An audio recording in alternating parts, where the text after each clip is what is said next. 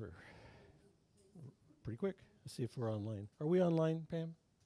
We're online. Okay, perfect.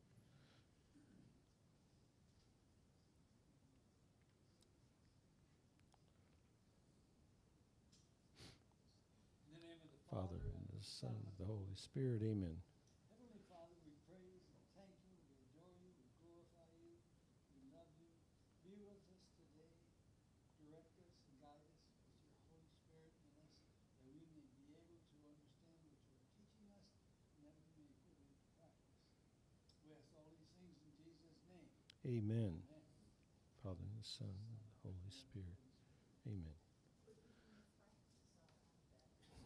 That's right. So this week we're going to finish Catholic social teaching, and then next week Jason Lewis will be here.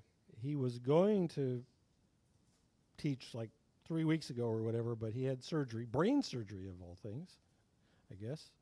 And so, but he's better, and he said he's okay. He can teach next week, so he's on the schedule for next week. I will send out a revised schedule that shows the kind of the little changes there, but nothing to get too terribly excited about. So this week, I said we were going to talk about the application of Catholic social teaching. And so when we talk about application, we cover several different things. We cover the differences between Catholic social teaching and secular social teaching. And then we discuss the path of nonviolence, which is the church has a very strong bias toward nonviolence. Can I interrupt? You sure may. A minute? Yes. Things just there's a lot of stuff going on. Okay. So last week, I had told you all that we were having the right of election here at church, and then to go down to St. Peter and Paul. So here's You got the packet. you got the packet.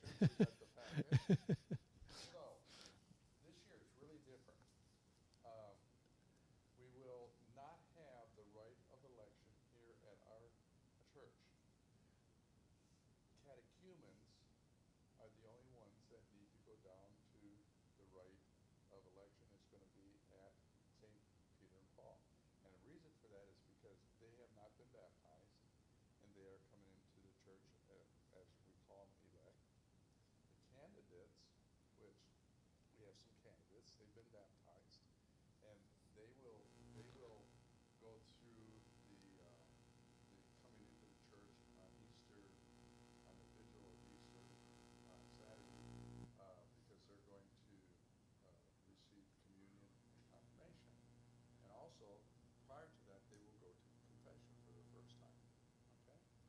So there's actually down there on Sunday, next Sunday, it's going to be a mass followed by, or during the mass will be the rite of election, like what we would have done here at church. But it's totally changed. And I think it's because we have a different, with Bishop Strickland, totally did it different. He wanted things differently.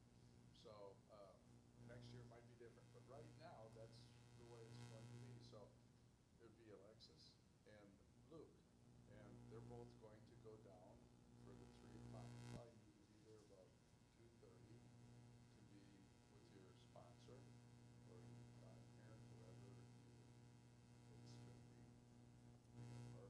for you. And then it's going to be really nice. Father John Gomez, who is the administrator taking the place of Bishop Strickland right now until we have a bishop, he will be doing the mass from what I understand. So it's a beautiful rite. I wish that the candidates could be a part of it, but with this new group, candidates don't need to. Okay, I don't know if that makes sense. Oh, you can go down and watch the crowd, but you won't come up to receive the the blessings and all that stuff that they're doing. Going forward, though, then we also have the scrutinies. The scrutinies are on the 3rd, 4th, and 5th Sundays of Lent, and again, that's for the catechumens. Okay? So the big thing for the people coming into church that have already been baptized is that you're going to get to go to confession.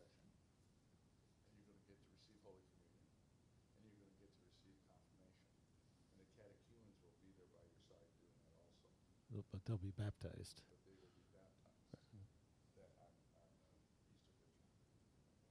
It's very, in the packet I just got, Ed and I were reading it this morning, we were all ready to pass out to you the rite of election for next Sunday. We don't need to. So, just bear with us. It's a very, we're a very good church that changes very easily. We're adaptable. Adaptable. We're very adaptable. So, thank you, and it's good to see you here, Joe. Appreciate that. So, if you got any questions, Ed knows what's going on. He's got a copy of everything. And I talked to Father about it because I wasn't sure if Luke could drive down there or get a way down for it. What's he gonna do? Well, he says he's gonna make it. He's gonna get down there. So that's a positive. That's good. He's wanting to do that. But if he hadn't, then we would have done the rite of election here with the priest that gave us the option to do that if there was a reason that they couldn't come down to St. Therese home. So anyways, any questions? Am I totally We'll send more details out after. Yeah. my Specific weird instructions. administrator who just protects me on everything will send out more information. Thank you. Now I'll read your time. Okay. All right. So yeah, we left off at the path of nonviolence. Then we're going to talk about prudential judgments. We're going to talk about the see, judge, act model.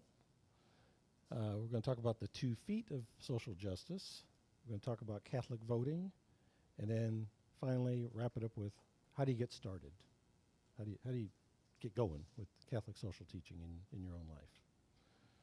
So first question is, what is the difference, fundamental difference between Catholic social teaching and secular social teaching?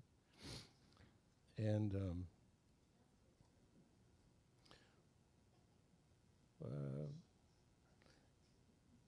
we'll get into that. So the difference really is how we see the world. And the reason we're having this discussion, this is not about if you encounter an individual in need, right? You're not going to ask them 20 questions and figure out what their worldview is. You're going to help them. What this is about is that if you're engaged in social justice, you're going to be rubbing elbows with other people that are involved in social justice, but they may be coming at it from a secular point of view. And you have to understand your view of it versus how they may be coming at it. And there's going to be some tensions there because they don't see things the way we see things.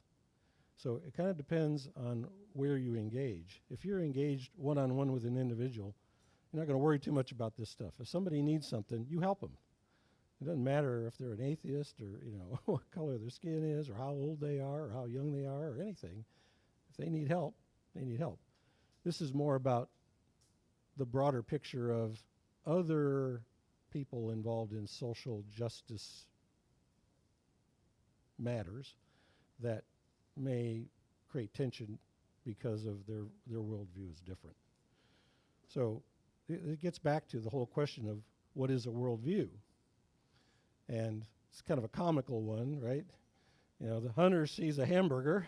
The guy on the right sees a reincarnated relative, and the cow just sees grass. It's just your point of view, right?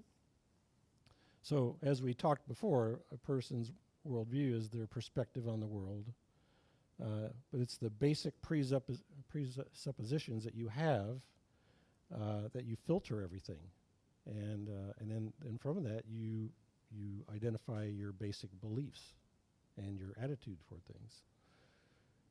So the Catholic social teaching is based on the truth that we are inherently social, reflecting our Trinitarian God, in whose image we are created and whose own being is a communion of persons. So we see ourselves as part of one huge family, whereas typically secular social teaching would assume that we're inherently autonomous and that we're really not connected in the same way that we see it.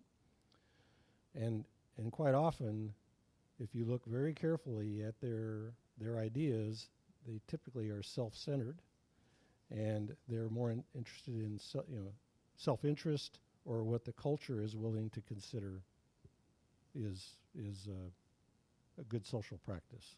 So we're coming at it from two different points of view. So a lot of it has to do with how you're seeing the world, and so it means that our approach to social justice is necessarily going to be very different than others. Now, if you encounter other faith-based programs, especially Christian ones, well, then you're going to see a lot of alignment. But if it's not faith-based, it could be quite different. So overall, if we believe that God is our Father, then we must believe and act as if all men and women are our brothers and sisters. And if we believe that Jesus died for the love of every person, then we know that no one is beyond the scope of his universal love. It's just the way we see it.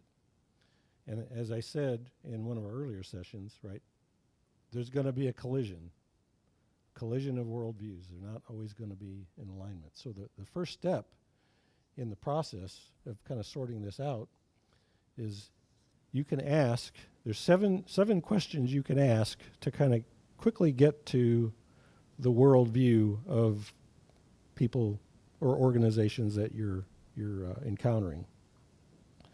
So if you choose to engage social justice at a level where you're involving other organizations, you can kind of get a pretty good feel for where they're coming from if you ask. And you're not going to quiz them, right? You're not going to say, hey, I got these 7 questions for you. As you work with them, you're going to find these things out in the conversation. And in reading their literature, you're going to find these things out. Because the worldview sets beliefs, values, the choices you make, the behaviors, and then our behavior drives our consequences. And so all of that comes into play. But the first question is, what is the ultimate reality? Well, for us, we say it's God. Well, they may say that it's energy or the universe or the laws of nature or matter or something else other than God. So there's a big disconnect right there. Another question would be, what is the nature of the world or the universe around us? Was it created or did it just pop into being? Is it ordered? Is it chaos? Does it even exist, or is it something we create in our own mind? Is it our imagination? Right? Well, we think it's real. And it was created. And there's a purpose. Other people don't feel that way. Ask them, what is a human being? Are humans created in the image of God, or a highly complex machine, or are they a cosmic accident, or are they an evolved ape? What are they? What is a human being? You're going to get a lot of different answers. We're going to say, Catholic would say we're created.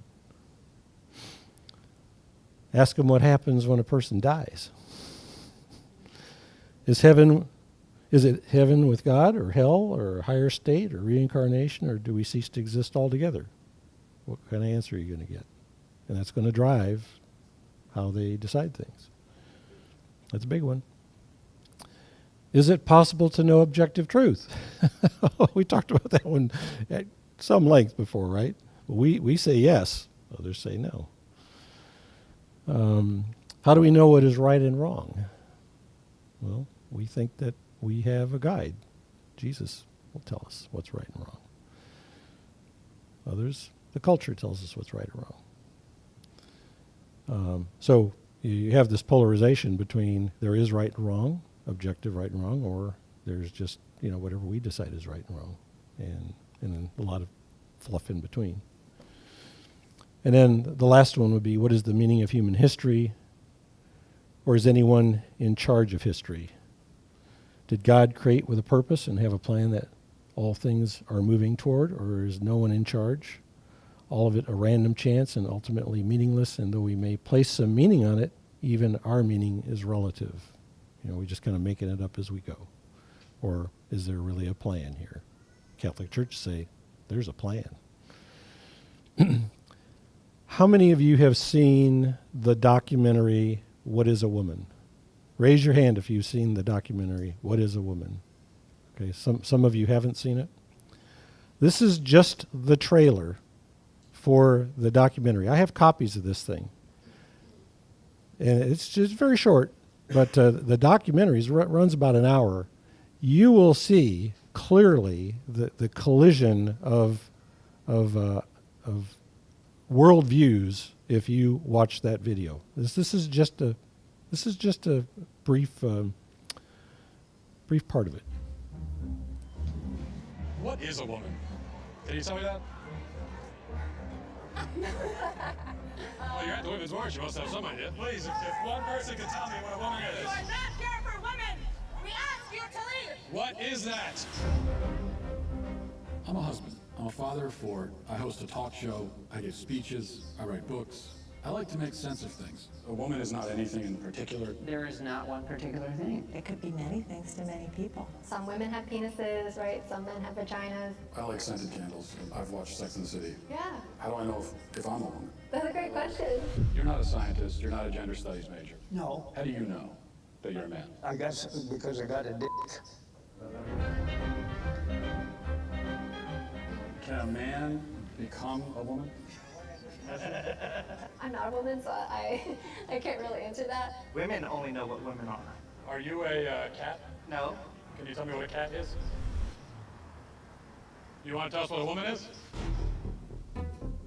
I'm a biological woman that medically transitioned to appear like a male. I will never be a man. So they go on the internet and they're told that all their problems will be solved if they become a man. So you worry that there could be a sort of social contagion element of this? A teeny tiny bit, maybe. It got me at 42. Your child doesn't have a chance. And you're affirming it with hormones that have never been used in this way. Puberty blockers, which are completely reversible. Completely reversible. One of the drugs used is Lupron, right? Which has actually been used to chemically castrate sex offenders. You know what? I'm not sure that we should continue with this interview. You don't want to talk about the drugs that you give to kids, or? How can they be removing the healthy breasts of 15-year-old girls? There are masculine girls. There are feminine boys. What are we gonna do about that? Carve them up? How can this whole thing be happening, Matt? I wanted us to have a safe place to be able to talk about this. Part of me wants to ask why you care so much. I care about the truth. I care about children. I care about the women who are having their opportunities stolen from them. Is it transphobic to tell the truth? The interview's over. Let's turn off the cameras. Excuse me, Well, they're fair. I just wanted to know, what is a woman? and you're not gonna find out. Based on what I'm saying, would you ever want to move to America? They say no, never.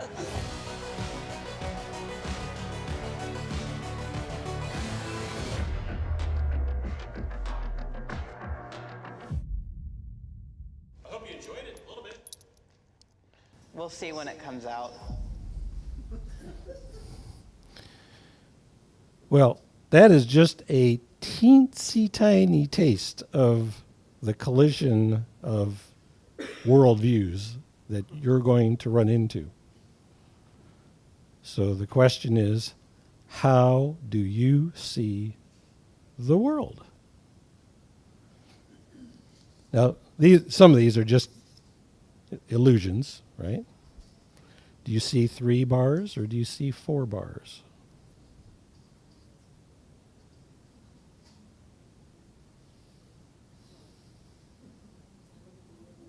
If I look directly at it, I see 3. 3 on this side, 4 on this Yes, side. exactly, yes.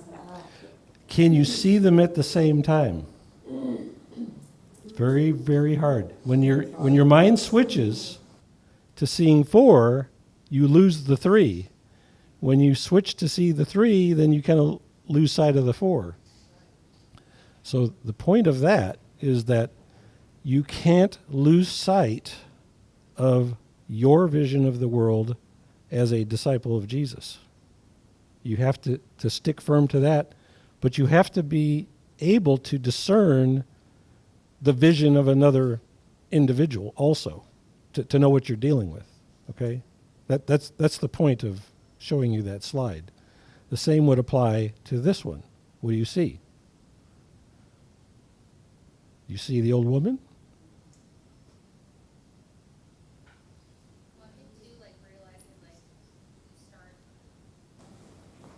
if something starts seeming like it doesn't make sense, and just remembering to bring it back and align it with, well, what's actually part of the church's teaching and Jesus' teaching, and compare it against that when you're Right. There you see the old woman and you see the young woman, but it's hard to see them at exactly the same time. Everybody see the old woman? Everybody see the young one? How about this one? See a young woman?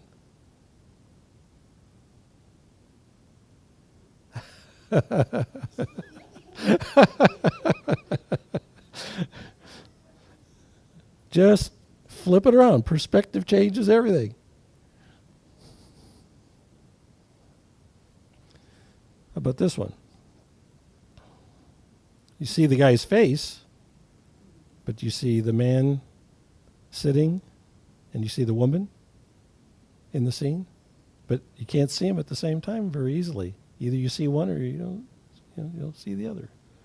This one's really difficult. Do you see two faces, or do you see like a vase, right?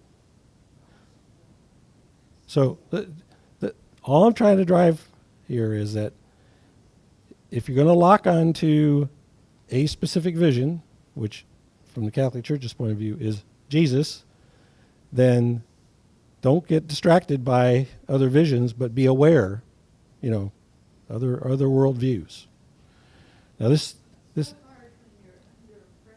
yes. Oh yes. And the pressure is growing every day. That's where we're going to get into prudential judgment and some other things here today. Yes. Now this segment here, this video segment, is intended to convey to you how a Catholic sees the world, and so we're going to have a brief.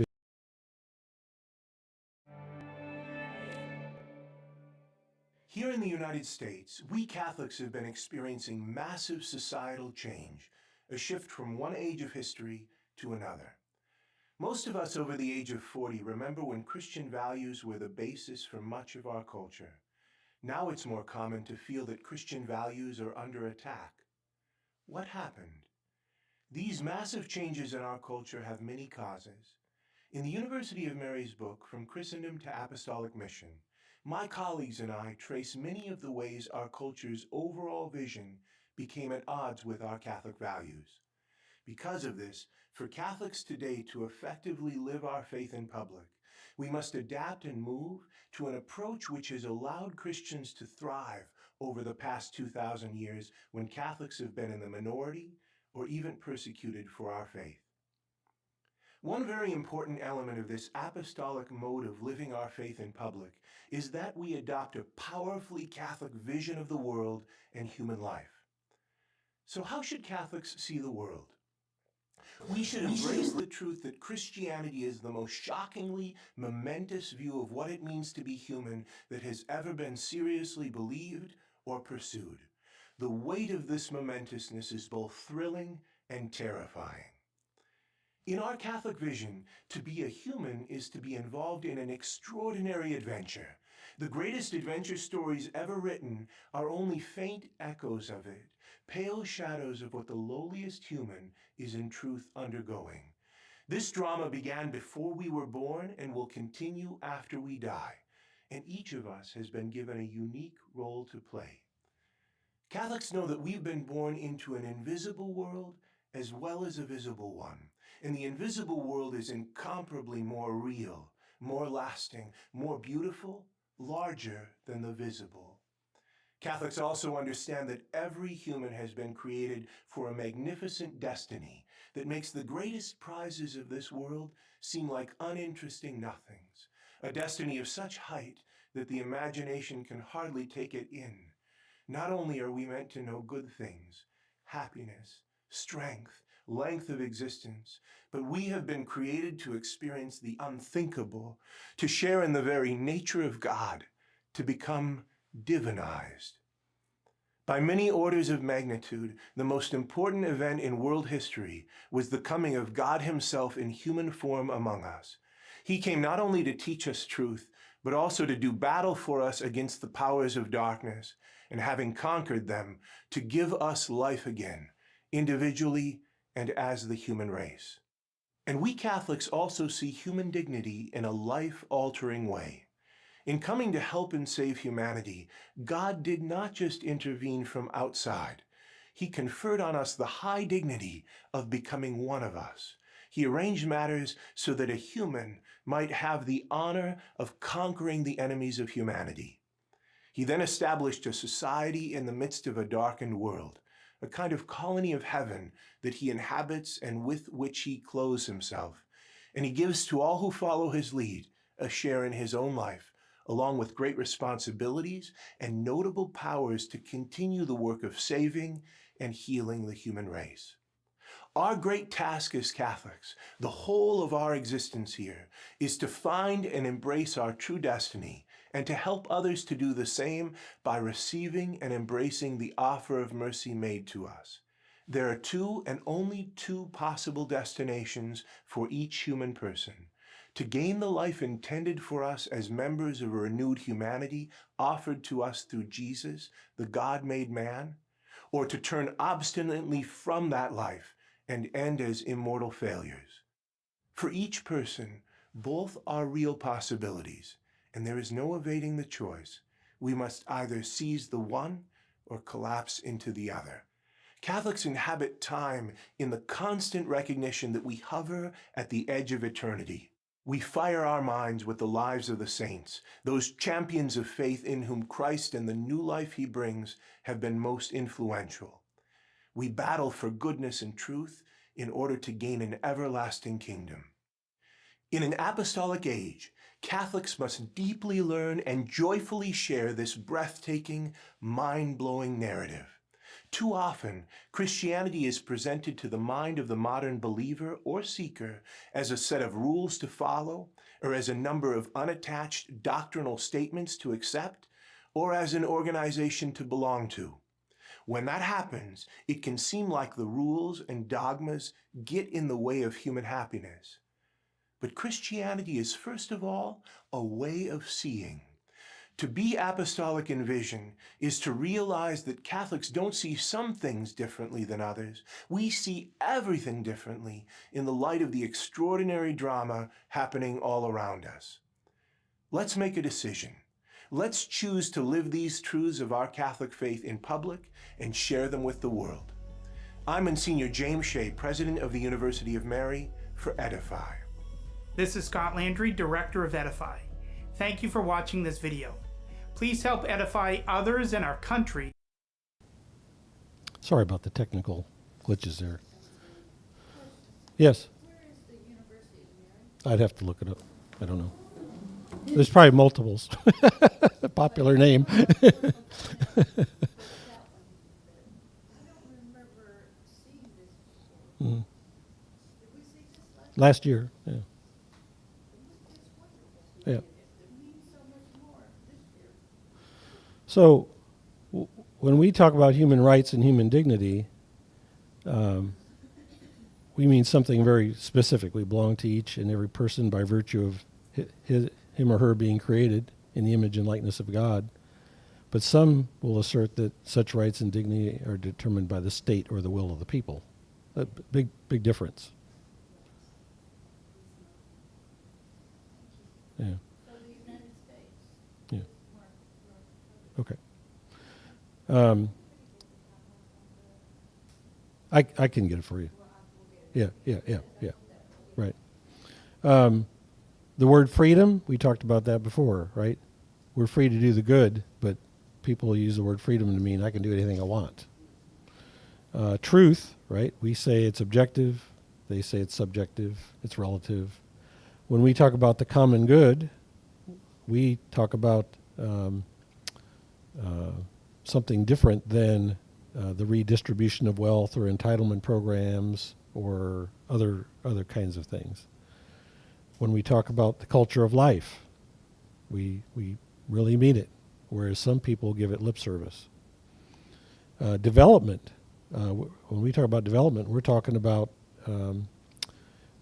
having the basic necessities of life But when other people talk about development, they're talking about exporting American, capitalism and American way of life to other countries. They're not talking about meeting the basic needs of a person. So they just have a totally different idea of what the world is about and why we're here and what's important. So that makes sense. So nonviolence. So loving our enemy is the nucleus of the Christian revolution, right? I mean, that was a unique teaching to Jesus. Love your enemy. I don't think that's something we would have come up with on our own. That is not intuitively obvious to most people. And so, as noted last week, nonviolence is not always possible, right? We talked about the possibility of a just war. So you have a war of aggression, and a country has the right to defend itself. And we talked about how there was criteria. So the damage inflicted by the aggressor on the nation or community of nations must be lasting, grave, and certain. All other means of putting an end to it must have been shown to be impractical or ineffective. There must be a serious prospect of success, and the use of arms must not produce evils and disorders graver than the evil to be eliminated. So there's criteria. And so nonviolence is the first choice, and violence is kind of like the last resort, the last thing we want to do. It's really the same when you think about like a police department here in Canton, right? They're all armed, right? And they are trained to take lethal action if necessary. My grandfather was a police officer for many years, and he was a marksman. He trained FBI agents and all kinds of stuff. Never shot anybody. He was very happy about that, that he never had to draw his weapon. And that's why we have tasers. You can immobilize somebody without perhaps seriously injuring them. And I want to go back to something we talked about last week also, which was capital punishment. To be or not to be. We talked about how capital punishment was allowed as a means of self-defense so that society could defend itself. And this was particularly important in times when we did not have the ability to incarcerate people that had done really, really bad things and were a menace to society. Well, sometimes the only way that society had to protect itself was to execute, hardened criminals like that. But as times have changed, our penal systems are much better. We have maximum security prisons, and if somebody gets in one of those, they're not going to get out. So it's not really necessary to exercise that to protect society. But here's something that you do see, and you'll see that somebody wants somebody to be put to death as a form of revenge, right? You killed my family member, we're going to kill you, right? Well, let's go back to what we talked about with our moral decision making. We said that you have the act, the object that you're doing, the intention, and the circumstances. All of them have to be good to make a good moral act. Well, look how quickly you can change your moral act from good to bad because you've changed your intention. If your intention is to protect society, good intention. If your intention is to get revenge, guess what? You've just slipped into doing something evil for quote-unquote good purpose. It's kind of like vigilantism. So that's what we mean by nonviolence. We're not taking the path of doing another evil to combat evil. Can't do it.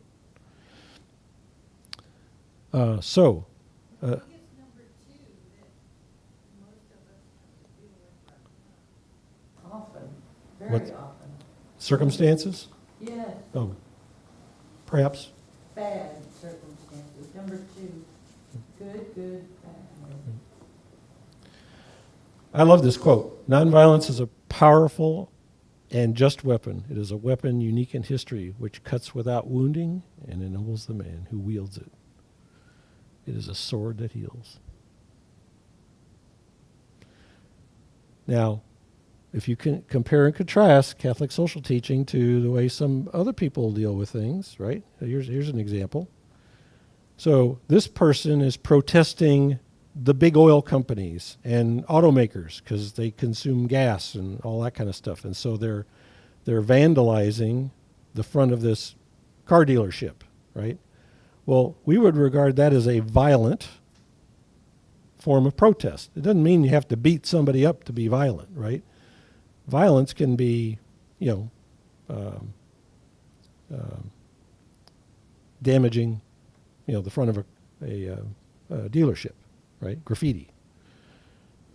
Or you have people that are attacking, pieces of art in the museums, and they have to be dragged off and removed from the museum. You have Catholic churches that are being vandalized. My body, my choice.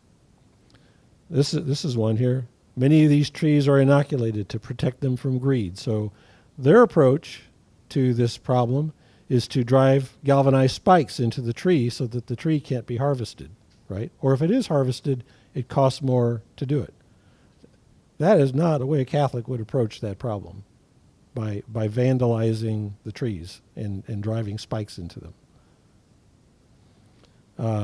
These are some individuals, I don't know exactly what they thought they were doing, but they were throwing cans of soup against a piece of art and got arrested for it.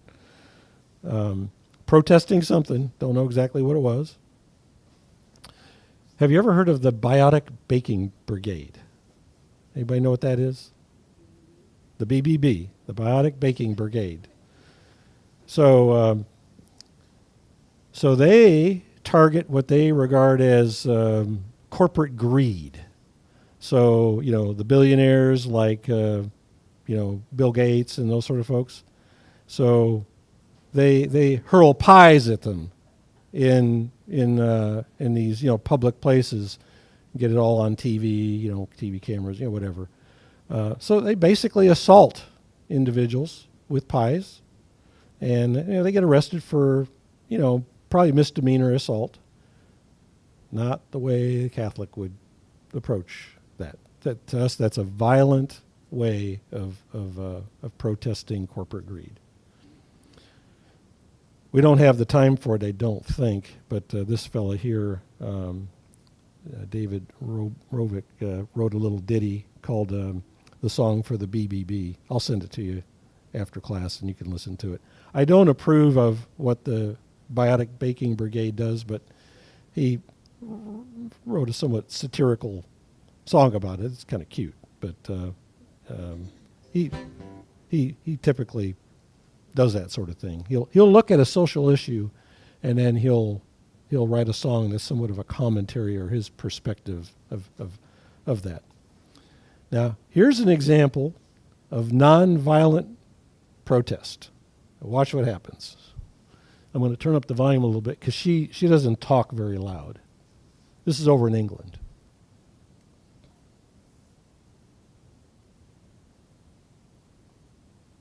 What are you here for today? Physically, I'm just standing here. Okay. Why here of all places? I know you don't live nearby. But this is an abortion centre. Okay. That's all understood. Is you standing here part of the protest? No. I'm not protesting. Are you praying? I might be praying in my head. So I'll ask you once more, will you voluntarily come with us now to the police station for me to ask you some questions about today and other days where there are allegations that you've broken public space protection? If I've got a choice, then no. Okay, well then you're under arrest on suspicion of failing to comply with the Public Spaces Protection Order, which is under the Antisocial Behaviour Crime Policing Act 2014. I'll caution you again, you do not have to say anything. It may harm your defence if you do not mention one question, something which you later on in court, anything you do say may be given. Do you understand the caution? I do.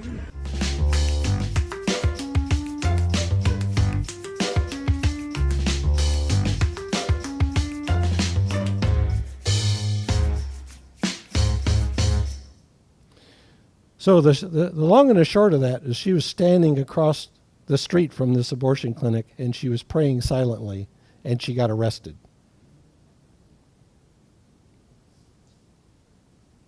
Amazing. If I was that police officer, I would have been so embarrassed to arrest somebody who was doing that. I was like, are you kidding me? We're going to harass this person because they're standing on the opposite side of the street praying quietly in their head?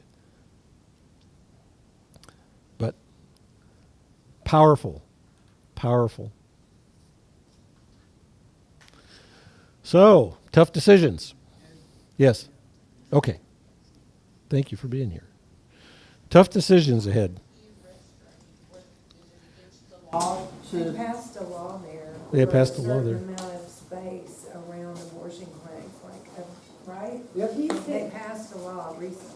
You could hear him say that the abortion clinic had already taken out an order of protection against her, and she was violating the order, just standing across the street praying. She was violating that order, and he had every right to take her to jail under that order, but look what we're dealing with.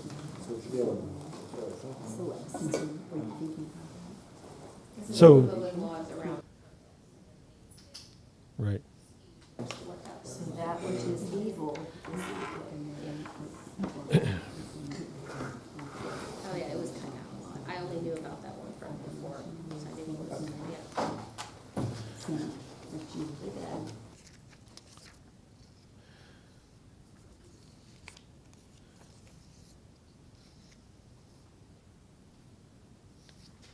So,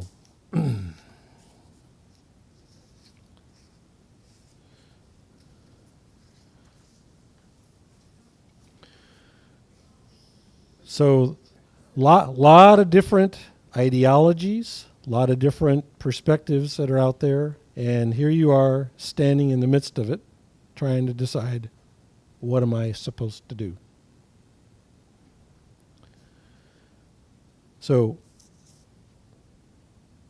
the Catholic Church teaches that there are moral absolutes, but the challenge comes when those absolutes are applied to real life situations.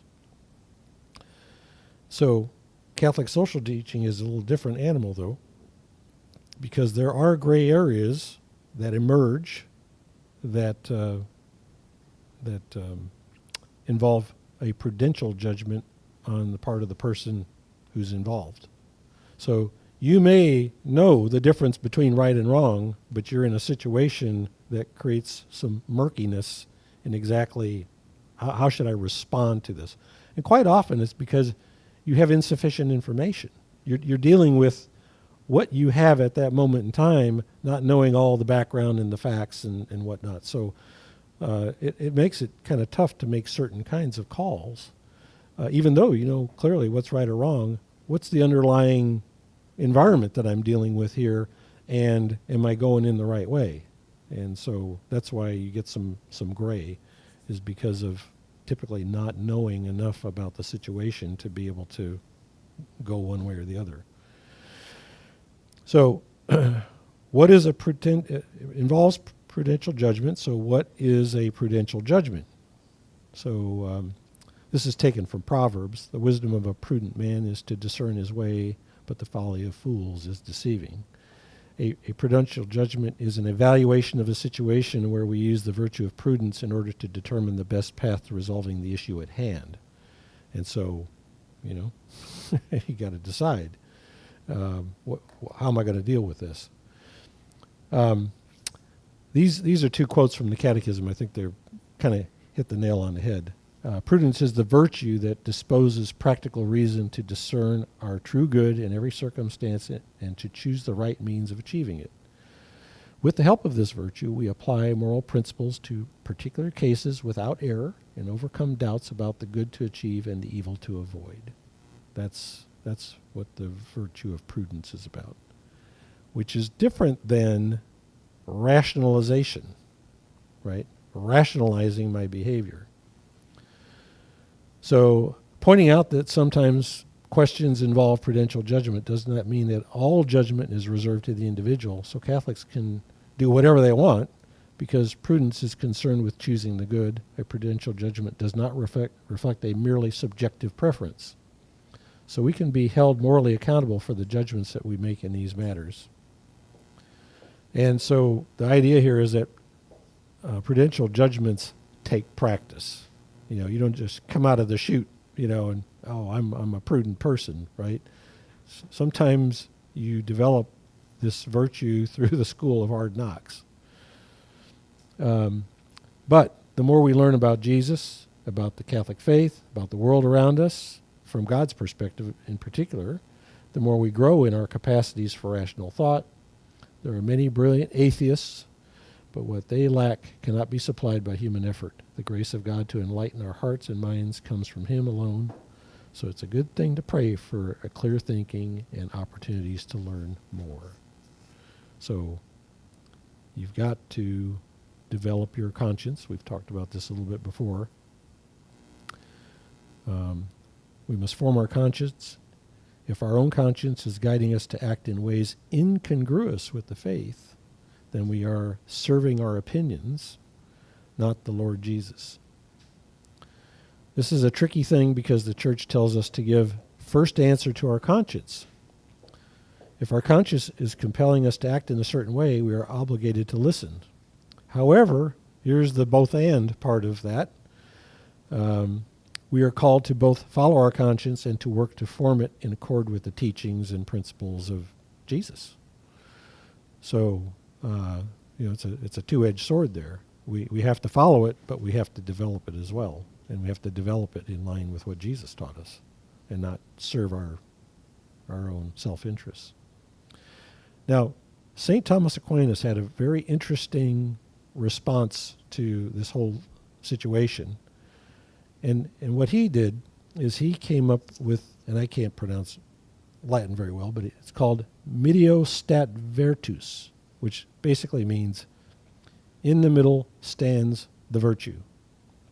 And quite often what happens in real life is you get stuck between two polar opposite ideologies.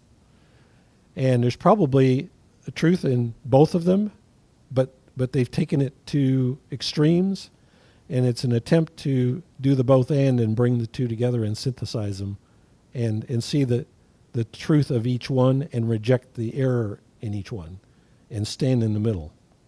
Does that make sense? Take the both and, not the either or. Now, what happens to us, right? You watch CNN and you get one version of what's happening in the world. Then you go watch PBS and you get another version. And then you watch CBS and you get another version. Then you watch Fox News. Then you read the Wall Street Journal. Then you see ABC. And they're all looking at the same stuff, but you're getting a different message. Well, whose message are you going to listen to? The Catholic Church says, listen to Jesus. And evaluate all of those in terms of what Jesus is telling you. Don't do it the other way around. He's the way. He's the truth. He's the light. None of those are. Right?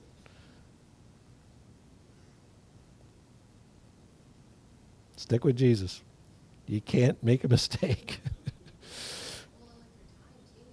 Yeah.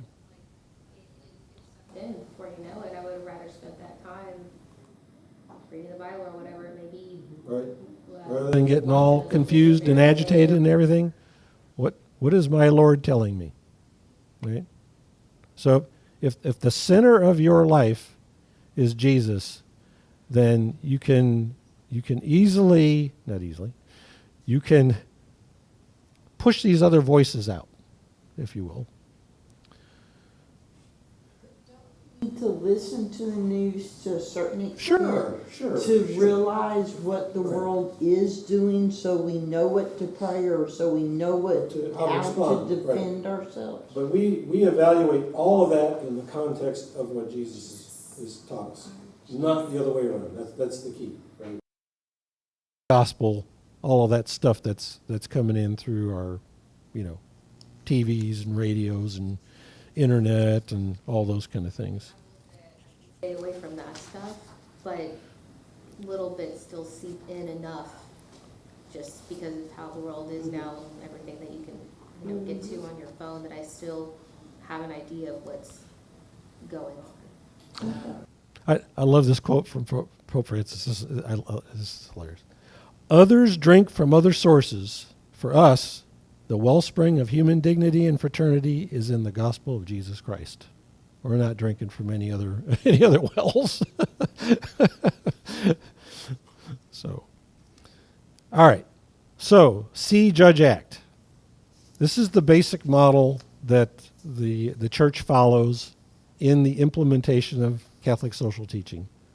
It's very straightforward. What is the lived experience? This is the C part, right? What is happening to people?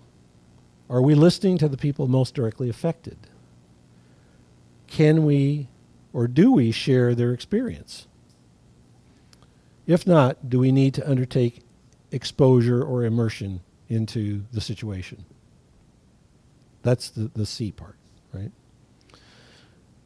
The judge part is what's happening, right? What are the causes of the issue or the situation, whether it's historical, political, economic, social, cultural, whatever it is? What's kind of the root cause?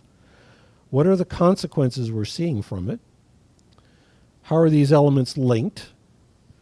And who are the key actors? The agents. Who's influencing it? Who are the decision makers? Right? How's that coming about? Right?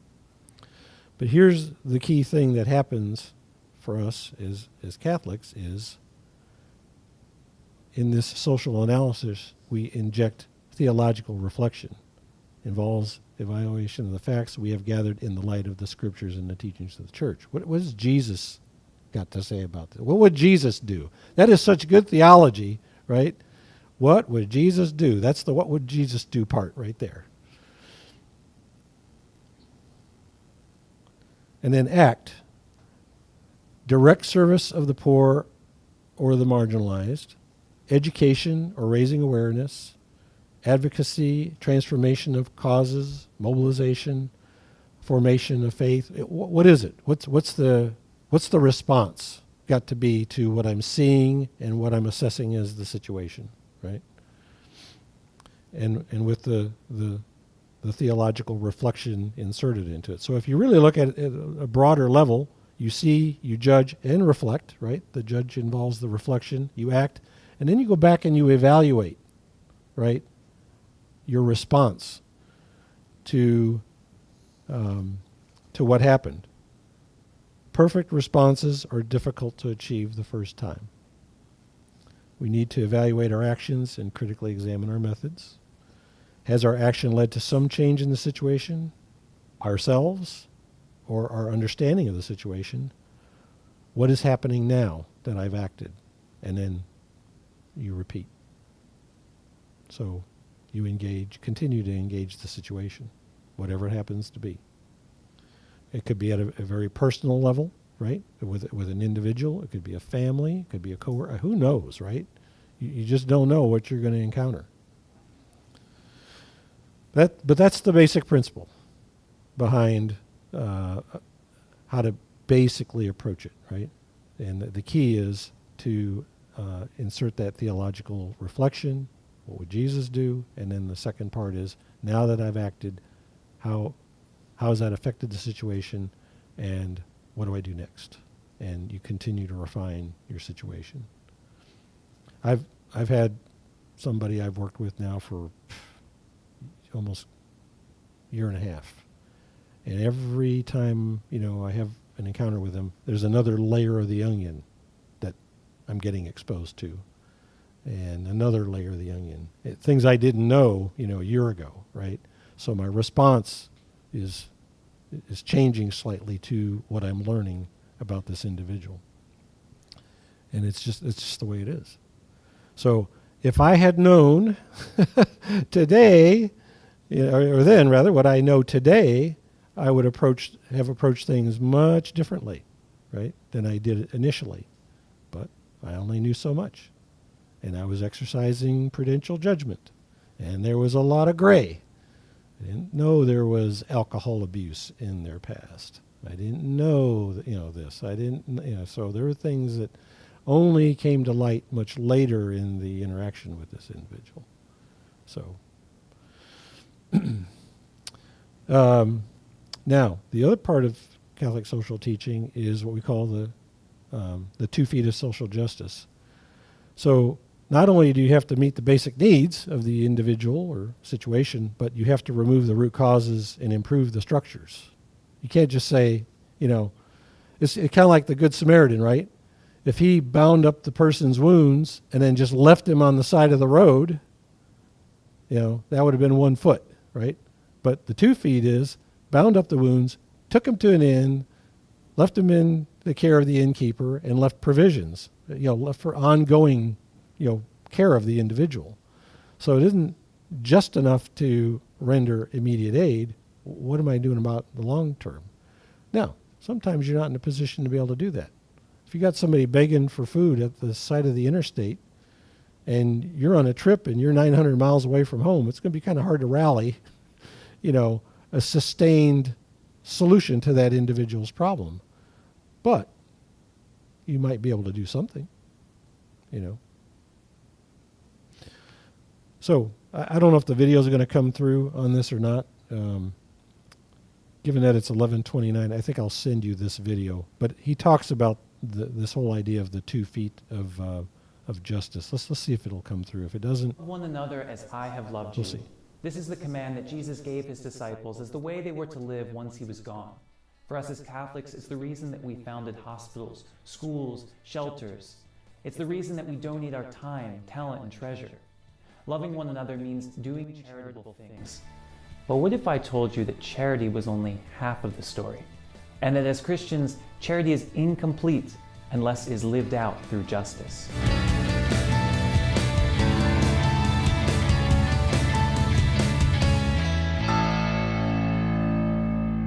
When we think about people doing charitable works, feeding the poor, caring for the sick, teaching the underprivileged, most people, no matter how they feel about the church or religion, will inevitably think of a nun in a habit or a priest in a Roman collar. This is partially conditioned by the movies and television we watch. Even in secular media, we often find traditional images of the church appearing when someone is in need. When society crumbles around them or a situation calls for selfless love, there's often a random and unidentified religious there to help. In a lot of ways, these traditional images of the church have become a sort of archetype of charity, even a cliche at times for those helping the poor. And it's no wonder why. For Christians, charity is an essential aspect of living the gospel. Quite simply, the response of disciples to the commandment of Jesus, that we are to love our neighbors as ourselves. And so part of the task of being a disciple, or one might say the measure of being a disciple, is not only love of God, but also love of neighbor, which is charity. Charity is so intrinsic to our faith as Christians and the work we do as Catholics that the organization Catholics Come Home made it the main selling point of its 2009 commercial. With God's grace, we started hospitals to care for the sick. We established orphanages and help the poor. We are the largest charitable organization on the planet, bringing relief and comfort to those in need. We educate more children than any other scholarly or religious institution. Overall, it's a fantastic commercial that highlights our good works, prayerfulness, diversity of members, and positive impact on history. And the organization has done a lot to produce positive and inviting images of the church for a popular audience. And yet there is one aspect of our faith completely missing from it: justice.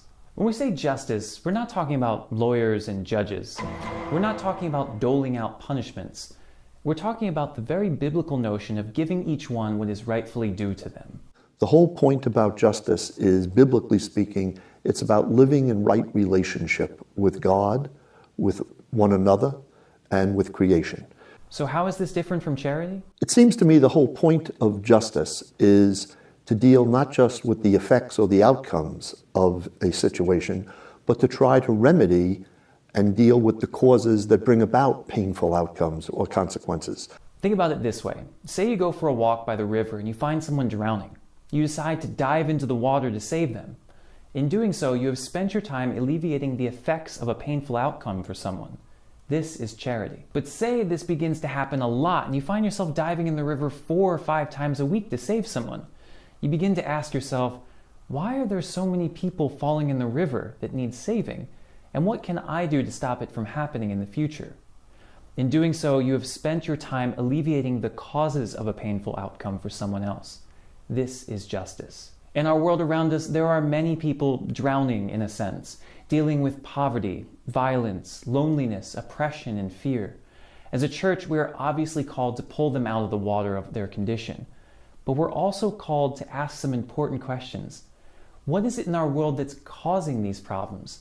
And what can we do to fix them? Part of the task of us as Christians is simply to be concerned with what is the environment? And I don't mean the physical environment, but what is the wider environment in which we are asking people to live their lives?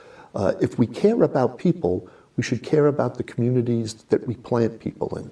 We should care about the environments in which people are growing up. The Catholic Church has an extensive history of doing just that.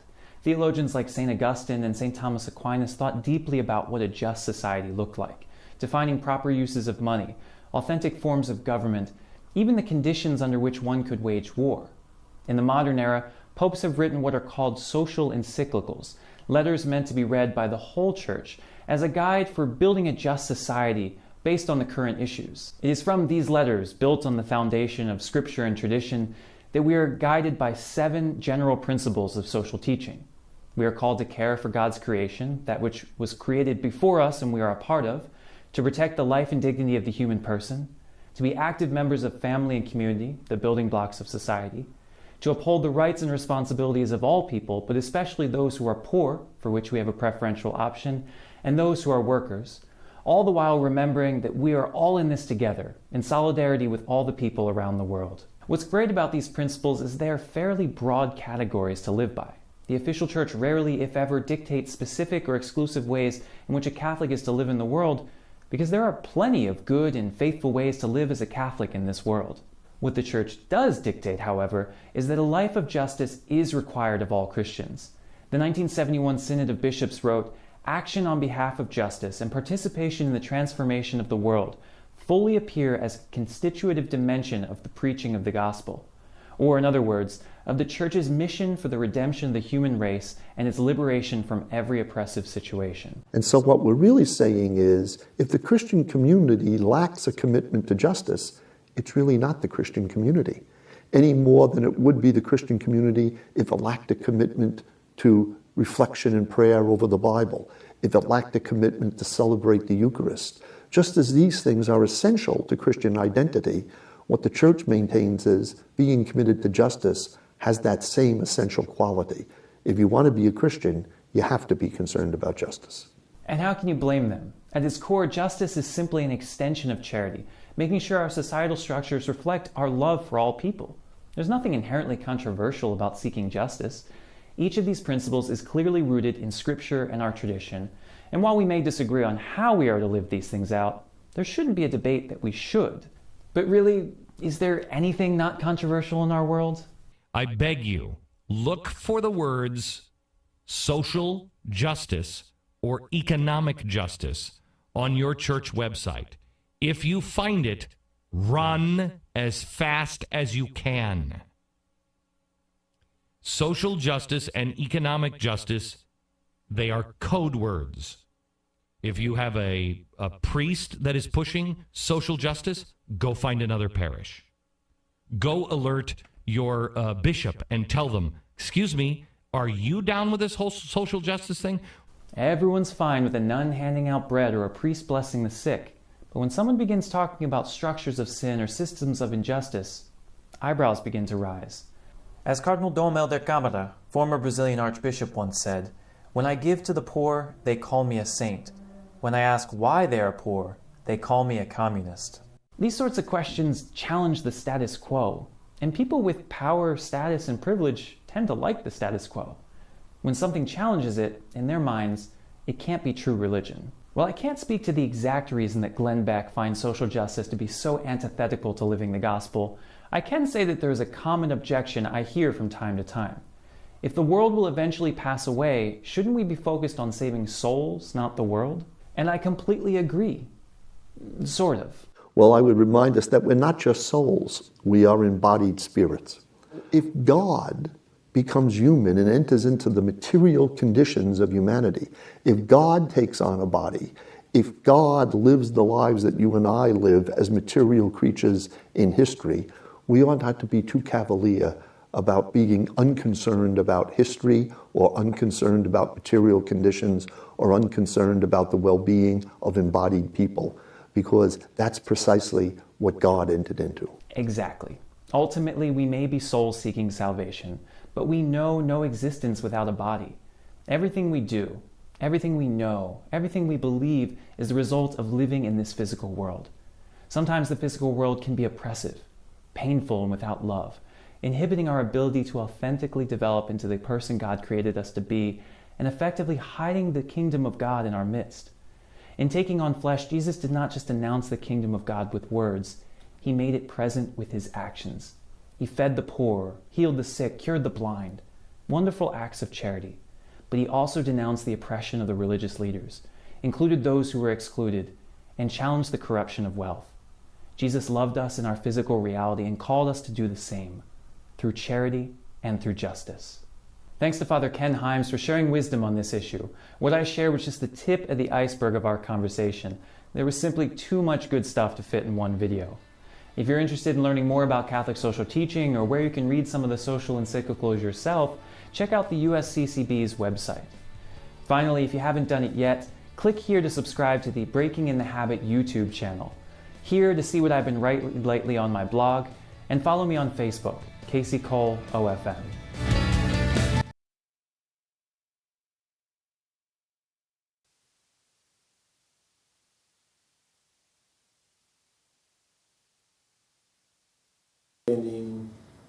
Access to affordable housing, work on improving education systems, extend legal protection to unborn children, support environmental protection laws, participate in, living wage campaigns, promote peace, advocate for international assistance. I mean, the list goes on, all kinds of possibilities. The next, I'm not going to show the next video, I'll send you the link. It's just that same lady that was across, standing across the street. She goes to further explain why she does what she does. And I'll send you the link to the video, so you don't have to do the whole thing here. I'm going to send you a link also to Forming Consciences for Faithful Citizens at the USCCB website. Gives you some other insights on Catholic social teaching and formation of conscience. Another one that I think would be helpful is Catholic Voter Guide. Now, I will hasten to say that Catholic Church is not going to tell you who to vote for. We don't wait on the edge of our seat for Father Jason to tell us who we're going to vote for in the presidential election. So we have to make our own decision, and so in making these decisions, it is essential for Catholics to be guided by a well-formed conscience that recognizes that all issues do not carry the same moral weight, and that the moral obligation to oppose policies promoting intrinsic evil acts has a special claim on our conscience and on our actions. These decisions should take into account a candidate's commitments, character, integrity, and the ability to influence a given issue. And this is interesting. When all candidates hold a position that promotes an intrinsically evil act, the conscientious voter faces a dilemma. The voter may decide to take the extraordinary step of not voting for any candidates, or after careful deliberation may decide to vote for the candidate deemed less likely to advance such a morally flawed position and more likely to pursue other authentic human goods. I don't know if you heard this. I think it was in Utah or Nevada. They had one of the primary elections, Republican primary, and most of the votes went to none of these candidates. None of these candidates that were on the ballot. That's an example, right? Not voting for the ones that are presented to you. So the bishops do not rule out the possibility of not voting or of voting for third-party candidates. So I do have something that is also interesting. I'm going to send you the link to it, but it's in the last election, the last presidential election, what they did is they took the overall principles of Catholic social teaching and they evaluated them with respect to Joe Biden and Donald Trump and showed to what degree those individuals mapped well into Catholic social teaching. And you'll see pretty quickly that there are some places where Joe Biden aligned and where he didn't align. And there are some places where Donald Trump aligned and where Donald Trump didn't align. And it doesn't take a rocket scientist to figure out that neither one of them really represents what we're about. And so it's a conundrum. But I would say that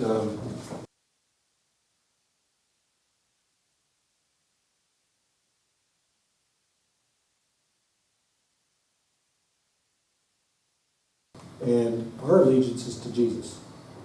And to the degree that any political ideology or whatever aligns with the gospel, we can get on board with it. If it doesn't align, to heck with it. So align yourself to Jesus. Don't align to a political ideology or some other thing. Obviously, you got to be aware of these things, but your salvation is not going to come from the Democratic Party or the Republican Party. Catholic social teaching, Jesus' teaching, all of that transcends any human-made political ideology. So we're really kind of independent, if you will, of all of that. And we'll vote for the good and not vote for the bad. And obviously, each one of us has got to discern that. And like I say, you're not gonna get a letter from a bishop saying, hey, you got to vote this way or whatever. Well, this is just weirdness. New batteries in there. Not coming on, but that's okay. Nope. We're still going. We go for it. We're going live off the mic on camera. Now, there are a few things that are, I guess we call them non-negotiable. Those would be the protection and promotion of the dignity of the human person, protection of life in all stages, recognition and promotion of the natural structure of the family as a union between a man and a woman, and the protection of the right of parents to educate their children. Can't mess with those. There are a lot of ways to slice and dice: healthcare, economy, immigration, spending, education, conservation, all kinds of different solutions that can work, right? It's not a one-size-fits-all deal. So people of goodwill can have differences of opinion on some of these subjects. And they're not bad because they take a particular approach. I remember when I was working at JCPenney, I was working on a project one time, and I came up with 3 solutions, good solutions for a problem. And I was talking with my director about it, and he said, well, is any one of them really a standout, better than the other? And I'm like, no, not really. I'm not seeing anything that says, hey, well, you need to go with A, B, or C. And he says, pick one. If they're all good, then pick one. And that happened early on, and it kind of stuck with me. And the same thing's kind of true here. A lot of good ways to deal with these issues, and so don't be afraid to have a disagreement about what might be the best way to tackle certain items. But don't compromise on the non-negotiables either. So we're members, we're disciples of Jesus, we're members of His church, and for anything else, this is our identity, this is who we are. And you want to align with Jesus. What would Jesus do? Now, how do you get started? Well, a few quotes here that I think might help you see how that might happen. I like this one here. Love cannot remain by itself. It has no meaning. Love has to be put into action, and that action is service. So you got to put your belief into action. That was Mother Teresa. This was an anonymous, but I liked it. Whenever you inconvenience yourself to help another person, you are showing your love. The inconvenience you willingly experience is the surest sign of the authenticity of your love. I thought that was good. Now I've got a quote of my own. After God our Creator, the most important thing in this creation is the person closest to you. The person closest to you.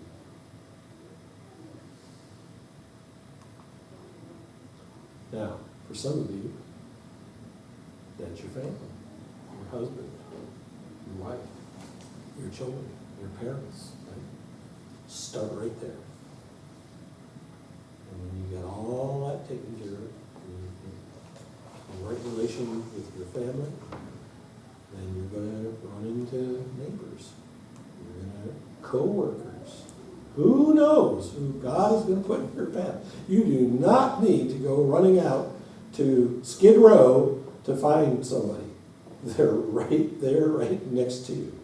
And you might not even be aware of it. So, now, you can go to Skid Row if you want to, but I assure you it will not be necessary because they are closer to you than you even imagine. They are very close. The arms reach sometimes, and you don't even know it. So maintain awareness. Now here's another thing. A lot of people think in terms of all or nothing. If I can't solve the situation, right, they get paralyzed into doing nothing. It's kind of like they get into this, into inaction. Think more in terms of all or something instead of all or nothing. And I like this quote here. Better to do something imperfectly than to do nothing flawlessly. I mean, really, right? And Mother Teresa said, never worry about numbers. Help one person at a time. You always start with the person nearest to you. That's where it starts, right there. Person right next to you. If you can't feed 100 people, then feed just one. Not all of us can do great things, but we can do small things with great love. I like this one. This fellow was not Catholic, but I think he really had a kind of a Catholic mind. I am only one, but I am one. I can't do everything, but I can do something. There's something I can do, I can do. And by the grace of God, I will. This one's Mahatma Gandhi. You never know what results come from your action. If you do nothing, there will be no result. Nobody made a greater mistake than he who did nothing because he could do only a little. So don't worry about saving the world, right? God's got you here for some reason, right? And all you got to do is maintain some awareness and it will make itself apparent to you. I can guarantee it. You will see it. And because you've been through this class a little bit, maybe you've had an opportunity to think, boy, that was a missed situation, some years ago. It was right there in front of me and I didn't do anything. Right? I've had that happen. We had one of the sessions where I asked, have you ever walked past somebody, or went on your way when you knew someone was in need? And I think every hand in this room went up. I think everybody can recognize they didn't act when they should have. And I'm as guilty of it as anybody else. So I'm not throwing any stones at anybody. But the fact of the matter is there's pain, there's suffering around us, and we can shut it out. Right? Remember that song, I Don't Want to Know? Right? We can shut it out pretty easily if we want to. So the conclusion of all this is that recognize that you have a role and that there is a difference between Catholic social teaching and secular social teaching. That following the path of nonviolence is we want to pursue things. Recognize there will be some gray areas, and you need prudence to deal with those. Get familiar, when we're familiar with this see, judge, act way of thinking of things. Think about the 2 feet of social justice, not just the charity, but, what do I do about the root causes? Keep working to inform your conscience and develop it. And I'll give you the material for the forming conscience of faithful citizens. And then look at the Catholic voter guides to look at these, what are these non-negotiable things? And what are the things that I can, I have flexibility on? And then just start with the person closest to you, right next to you. That's all you gotta do. And it'll take care of itself. That's Catholic social teaching. Any questions? 11:54. We're actually on the way. I have a question not related to the content we covered Yes. today. Yes. But are you planning to share anything about like Ash Wednesday and what is expected or like what to anticipate with that? Oh, I had that same one. yeah, okay. So Ash Wednesday is the beginning of Lent, obviously, and that's 40 days prior to Easter. And there's obviously a couple of themes, right? Is connected to. If you go to the Old Testament, right? The Israelites spent 40 years in the desert on their journey to the Promised Land. Jesus spent 40 days, and then he was tempted by the devil. So the whole idea of Lent is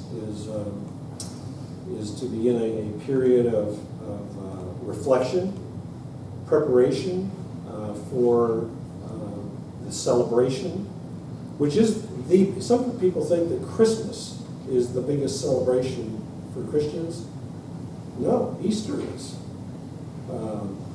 The resurrection, ascension, the resurrection is ascension comes later, but resurrection is the key, because what's the first thing Jesus does after the resurrection?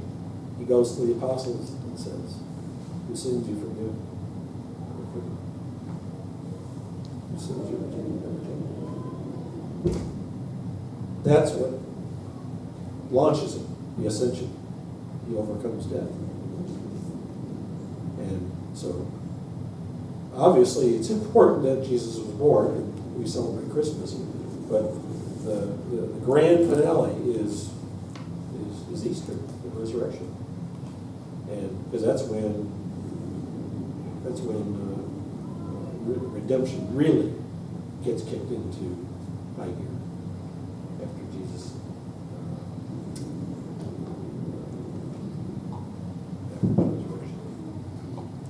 The 2 pillars, like, I'm looking at Christmas like his humanity, and then the spiritual ascension of Easter is like his divinity. He's kind of. So Ash Wednesday, they'll have Mass as usual, but at I don't know exactly at what point, but people will be invited up to receive ashes on their forehead. And when he puts on the ashes, he'll say, "Remember that you are dust, and to dust you shall return." That we're only here for a period of time. We talk about time, talent, and treasure. We have only a certain amount of time, and we're created. We're creatures. We're not creators, and God's in charge, and we're not. And so it's a position of humility. It's a position of repentance. It's a position of examination of conscience, purification. So it's a period of reflection. And for people that are going to participate in their first reconciliation, it's a perfect time to really dive deep into the past, where you are right now, where you are spiritually, and so this period of reflection can help people that are going to participate in their first reconciliation. so that they can really do a very thorough examination of conscience and prepare for their first reconciliation. So Ash Wednesday kind of launches it. During the Fridays of Lent, we have a program called Stations of the Cross, and you may have noticed them on the kind of the perimeter of the church. So on Friday evenings, we observe the Stations of the Cross, and it's basically Jesus' passion and death that we are commemorating. So is it like the fish fry from like 5 to 6 and then go into? Yeah, I think so. Yeah. I think that little handout that they, they got a handout at the back of the church, and if you didn't get one, They think I mentioned the fish fry on there, so that's why I saw the sign for like 5 to 7, so that's kind of the thing, is like eat first and then station the cross and then mass. I think so. You know, it's interesting, some people say, well, why do Catholics give up meat on Friday? Why do they abstain from meat on Friday? And it's actually easier to understand than you would imagine. So, Jesus gave up his flesh on Good Friday. We give up meat, or flesh, in recognition of that sacrifice that he made. So, it's not any more complicated than that. We give up flesh because he gave up his flesh. And it's a way for us to remember that. And it's just a tiny little sacrifice, I mean, really, when you think about it. But we're thinking of Jesus' passion and death on Fridays, especially during that. So that's kind of what drove this whole idea of abstaining from meat. Just a tiny little sacrifice on Monday because of Jesus' huge sacrifice for us. Do Catholics fast on Ash Wednesday now? Yeah, so there's 2 days, I believe.